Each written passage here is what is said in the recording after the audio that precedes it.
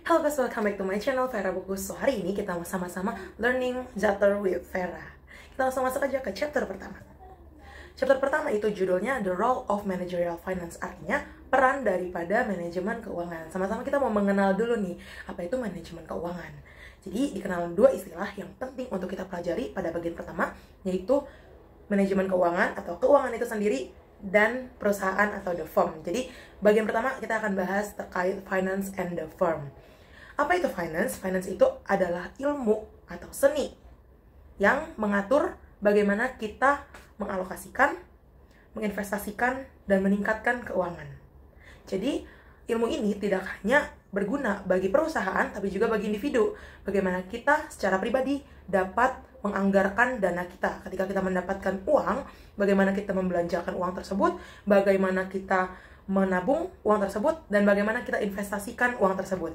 Jadi ilmu keuangan ini tidak hanya bagi perusahaan, tapi juga bagi individu sehari-hari. Jadi kita harus mengenal dasar daripada keuangan itu tersendiri. Kemudian yang kedua, ada istilah perusahaan. Apa tujuan daripada perusahaan? Yang pertama, dalam Zatter dituliskan bahwa keuntungan pemegang saham merupakan tujuan perusahaan yang pertama, yaitu memaksimalkan bagaimana pemegang saham harus mengalami kejayaan atau kekayaan. Yang mana dalam teori Zatter, dalam buku Zatter ini dibahas tidak boleh sampai salah konteks. Karena terkadang ada perusahaan yang menganggap kekayaan pemegang saham penting, sehingga dia mengabaikan kepentingan daripada stakeholder. Ya, dia mengabaikan kepentingan pelanggan, kepentingan karyawan, dan kepentingan daripada pemasok atau supplier. Sementara, ketika kita ingin meningkatkan kekayaan pemegang saham dalam jangka waktu yang panjang atau berkelanjutan, maka kepentingan pelanggan, kepentingan pemasok, dan kepentingan karyawan itu juga harus diperhatikan. Itu yang pertama, memaksimalkan kekayaan pemegang saham. Yang kedua, memaksimalkan profit. Namun, apakah memaksimalkan profit itu berkaitan dengan peningkatan nilai saham perusahaan atau harga perusahaan? Tidak juga. Memang memaksimalkan laba perusahaan merupakan tujuan daripada perusahaan, tapi tidak semata-mata memaksimalkan harga sahamnya. Karena harga saham sendiri itu tidak berkaitan dengan pengukuran laba. Karena pengukuran laba itu biasanya dilakukan dengan menghitung earning per share atau laba per lembar saham. Sementara jumlah saham yang beredar di setiap perusahaan itu berbeda-beda. Begitu. Dan ketika kita ingin melihat apakah perusahaan ini dipengaruhi oleh labanya, kita lihat ada 3 alasan kenapa laba tidak berpengaruh terhadap harga saham. Yang pertama, timing. Banyak investor atau aktivis daripada pasar uang atau pasar saham yang memilih saham dengan likuiditas yang tinggi, yaitu timingnya. Bagaimana investor itu cenderung tertarik membeli saham yang cepat cair, cepat dijual, cepat laku. Maka yang pertama, lebih daripada laba, yang penting adalah timing. Kedua, laba atau profit itu berbeda dengan cash flow. Profit itu menggambarkan perkiraan kinerja perusahaan dari bulan ke bulan, dari waktu ke waktu. Bagaimana keputusan akuntansi dan keputusan keuangan itu mempengaruhi laba gitu. Bagaimana bulan ini untung, bulan depan rugi, atau seterusnya.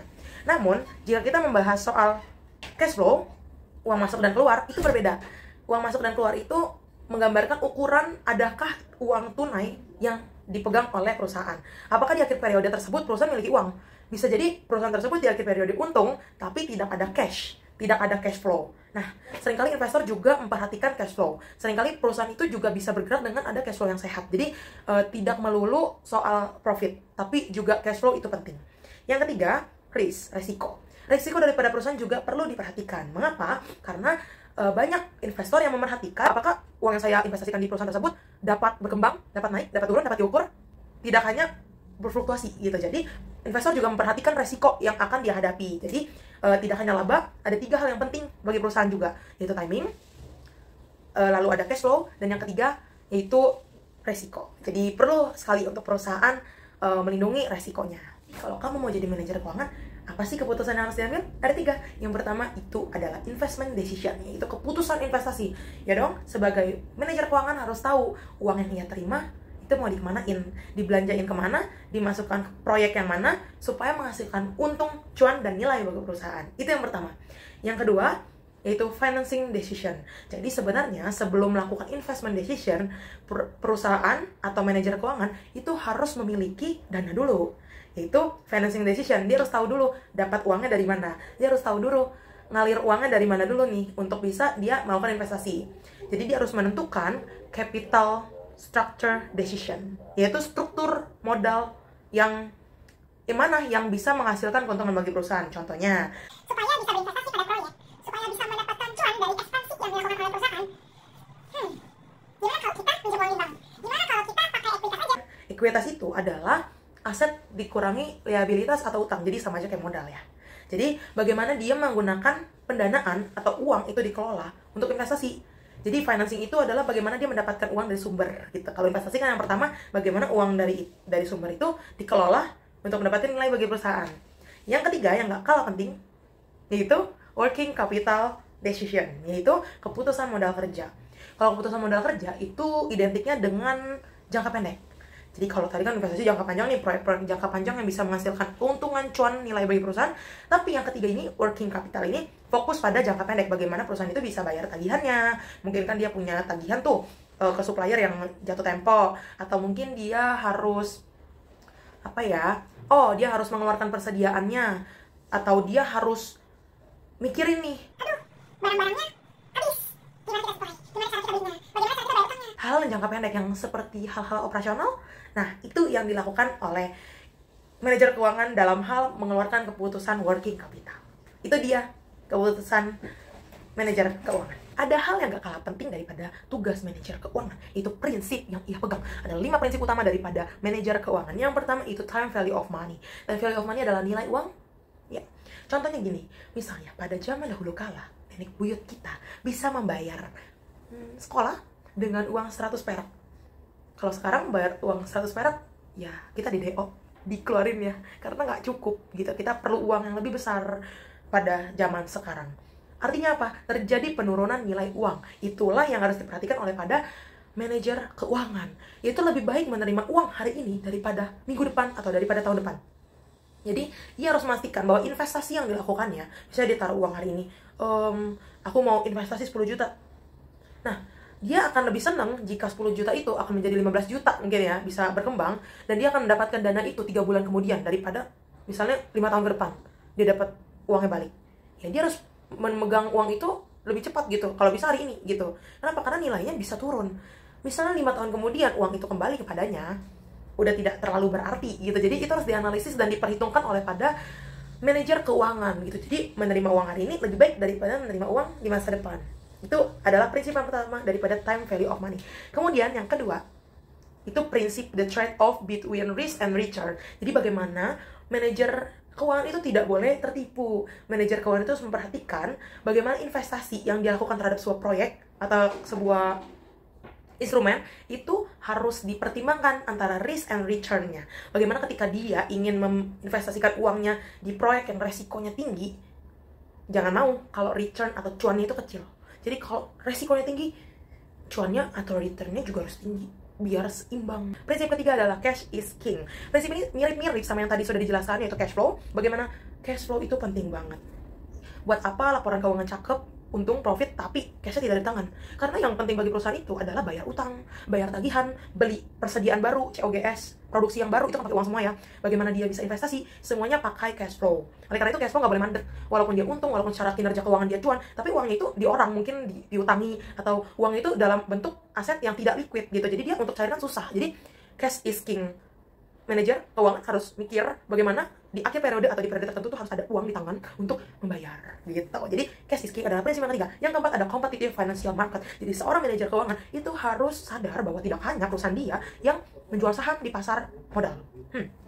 Ada beribu-ribu emiten lainnya yang bersaing gitu. Jadi bagaimana setiap perusahaan itu harus memiliki inisiatif untuk meningkatkan kinerja keuangannya supaya laporan keuangannya cakep. Kalau laporan keuangannya sudah cakep, dilihat oleh investor, wah investor tertarik. Oleh karena itu dia harus sadar bahwa kinerja keuangan atau laporan keuangan harus dibuat dengan cakep. Bukan berarti dimanipulasi, tapi kinerja keuangan harus diperhatikan agar investor tertarik untuk berinvestasi di perusahaan Anda. Kemudian yang kelima, incentives are important. Sebenarnya banyak kasus gitu bagaimana manajer itu mendapatkan insentif. Bagaimana manajer keuangan makin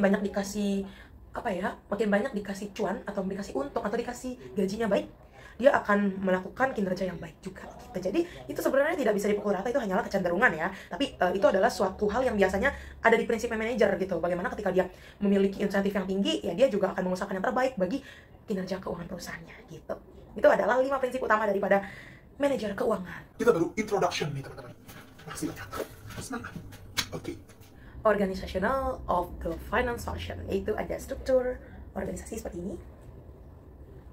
Ya, ada bagian keuangannya, yang mana ada 6 peran penting daripada organisasi keuangan yang mengatur jalannya manajemen keuangan. Yang pertama ada treasurer. Treasurer itu adalah manajer keuangan utama yang mengelola resiko keuangan perusahaan secara utama gitu. Jadi secara general dia memiliki mata batin, sudut pandang yang lebih luas terhadap resiko utama daripada perusahaan terkait keuangan, dan dia juga mengelola kas perusahaan, memastikan adanya cash flow dan lain-lain. Jadi yang pertama ada treasurer. Yang kedua ada director of risk management, atau direktur atau kepalanya daripada manajemen risiko yang mengatur risiko secara khusus, yaitu bagaimana dia memantau risiko-risiko yang berkenaan atau melekat dengan perusahaan. Misalnya risiko fluktuasi nilai tukar, misalnya ini harus dilakukan hedging atau lindung nilai untuk memitigasi risiko karena kita harus bayar utang dalam mata uang asing 3 bulan ke depan, jadi kita beli instrumen derivatif untuk mengelola risiko perusahaan. Lalu dia juga memantau harga komoditas, harga batu bara ini naik, ada hubungannya dengan perusahaan kita karena perusahaan kita perusahaan yang menggunakan batu bara. Jadi dia pikirin tuh bagaimana risiko-risiko yang bisa dihadapi perusahaan, dia pikirkan nilai uangnya akan jatuh atau gimana, akan dipusingkan deh oleh director of risk management. Kemudian yang ketiga ada controller. Controller ini lebih ke akuntansi ya, jadi bagaimana kepala accounting itu mengontrol arus kas seperti akuntansi perusahaan, dia mengontrol laporannya, dia mengontrol manajemen pajaknya, dia mengontrol akuntansi biaya dan akuntansi keuangan. Jadi banyak gitu kan yang berhubungan dengan akuntansi itu diatur oleh controller. Kemudian yang keempat itu ada director of investor relations. Jadi dia itu in charge untuk perusahaan ini bisa berhubungan dengan baik dengan investor relation atau komunitas-komunitas investasi. Misalnya bagaimana perusahaan bisa melaporkan dananya ke investor melalui bursa efek, melalui laporan keuangan yang dimilikinya. Nah, dia akan berhubungan dengan komunitas-komunitas investasi sehingga diperlukan director of investor relation. Kemudian yang kelima ada director of internal audit. Bagaimana dia memastikan bahwa jalannya manajemen keuangan di perusahaannya itu sejalan dengan prosedur dan peraturan daripada pemerintah. Ya, jadi tidak ada manipulasi, tidak ada penggelapan, tidak ada penipuan. Makanya diperlukan audit, internal audit. Ya, internal, karena dari dalam perusahaan mempekerjakan orang audit gitu. Kemudian yang keenam ada foreign exchange manager. Jadi manajer yang dikhususkan untuk mengatur pertukaran falas atau valuta asing. Jadi dia harus memastikan bahwa perusahaan itu dalam bertransaksi dalam mata uang sebenarnya mirip ya sama yang tadi risk management, cuman foreign exchange manager itu lebih khusus, lebih spesifik. Jadi kerjaannya itu dia akan mastiin perusahaan itu tidak berinvestasi atau tidak menukar mata uang dengan tidak bijak. Jadi perusahaan itu dipastikan sensitivitasnya atau exposure nilai tukarnya itu dalam tahap yang baik, fluktuasinya apakah berisiko atau tidak. Nah, dia akan menimbang tersebut. Bidang keuangan itu punya bestie, yaitu bidang akuntansi dan bidang ekonomi. Pertama, hubungan dengan bidang ekonomi adalah bagaimana ketika melakukan keputusan keuangan, ia harus mempertimbangkan kebijakan ekonomi. Misalnya dia mau investasi properti, misalnya perusahaan mau beli properti gitu kan, mungkin nanti suatu hari akan buka kantor baru, tapi dia harus mikirin nih bagaimana tingkat suku bunga gitu kan, apakah baik dilakukan KPR atau cash atau apapun itu. Dia harus mempertimbangkan suku bunga yang berlaku, kebijakan atau peraturan pajak yang berlaku. Kemudian yang kedua, hubungan dengan akuntansi, bagaimana keuangan ini suka dikira mirip sama akuntansi. Memang mirip, cuman dikira sama gitu, padahal tidak sama. Ada dua hal yang membedakan akuntansi dan keuangan. Yang pertama, perbedaannya terletak pada penekanan arus kas. Misalnya kalau orang akuntansi itu biasa menggunakan general accepted accounting principle. Jadi prinsip yang digunakan secara umum oleh akuntansi yaitu biasanya berbasis akrual. Bagaimana setiap perusahaan itu harus melaporkan biaya atau pendapatannya pada periode yang sudah ditentukan. Misalnya tanggal 1 harus sudah ada pencatatan A gitu. Sementara kalau manajer keuangan atau keuangan itu maunya ke bagaimana uang itu keluar ketika memang sudah jatuh tempo, misalnya ada tanggal 5 gitu kan, perlu ngeluarinnya tanggal 5, tapi akuntansi, accounting itu maunya tanggal 1 sudah dicatat gitu. Jadi kayak ada perbedaannya gitu. Kalau di manajemen keuangan itu dia fokus bagaimana uang itu keluar secara nyata di depan mata, tapi kalau accounting pelaporannya, bagaimana dia bertanggung jawab atas pelaporannya itu harus konsisten gitu kan tiap bulannya. Itu perbedaannya. Yang kedua, perbedaannya itu terletak pada keputusan.